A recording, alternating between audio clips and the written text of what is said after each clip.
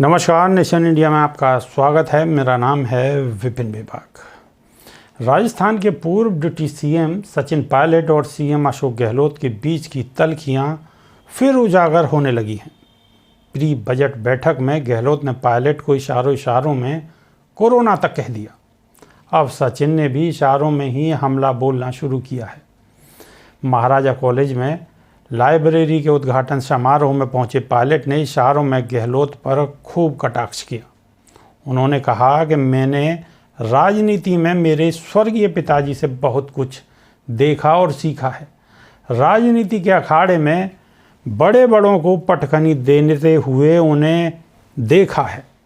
मुद्दों पर, public sentiment पर आप खड़े हों तो लोग ताली बजाते हैं। अपमान कर देना, छोटी मोटी बात बोल देना अच्छी बात नहीं है। आप सब जानते हो मेरे बारे में क्या बोला गया। पायलट ने युवाओं से कहा, इन सब बातों की ज़रूरत नहीं है।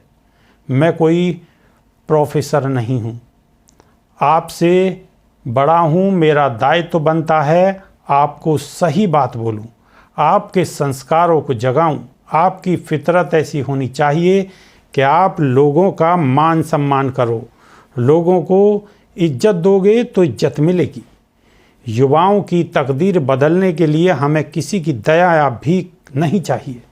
हमें अवसर चाहिए, हमें प्लेटफॉर्म चाहिए, हमें स्वस्थ प्रतिस्पर्धा चाहिए। युवाओं को काबिलियत के आधार पर मौका मिलता रहे, प्रतिभाओं को रोकने की जगह बढ़ावा मिलना चाहिए। पायलट ने कहा कि चुनाव आते हैं, हम विरोध करते हैं, लेकिन नीति सिद्धांतों पर विरोध होना चाहिए।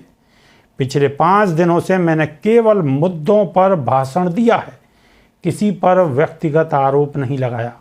व्यक्तिगत आलोचना करना, गाली गलौज करना, कठोर शब्द बोल देना बड़ा आसान काम है। 32 सलाखों के पीछे जो बिना हड्डी की जीभ है, उसे संतुलित करना, सही इस्तेमाल करना बहुत ज़रूरी है। मुंह से निकली हुई बात कभी वापस नहीं आती। पायलट ने कहा कि जब चुनाव आते हैं, जब प्रचार करने जाता हूं, मेरे सामने हमेशा बीजेपी खड़ी रहती है। आप सब जानते हो, जब जब मैं प्रचार करता हूं तो धुआं निकाल देता हूं। मेरे सामने जो चुनाव लड़ते हैं, विरोध करते हैं, मैंने हमेशा उन्हें मान सम्मान दिया है। मैंने उनकी प्रशासनिक कार्रवाई, उनकी नीतियों को, उनके काम करने के तरीकों को और उनके भ्रष्टाचार को उजागर किया है। मैंने कभी भी अपने विरोधियों के लिए उन शब्दों का प्रयोग नहीं किया है जो शब्द मैं अपने लिए नहीं सुनना चाहता। जो शब्द और बातें आप अपने लिए नहीं सुन सकते, वह औरों के लिए नहीं बोलना चाहिए।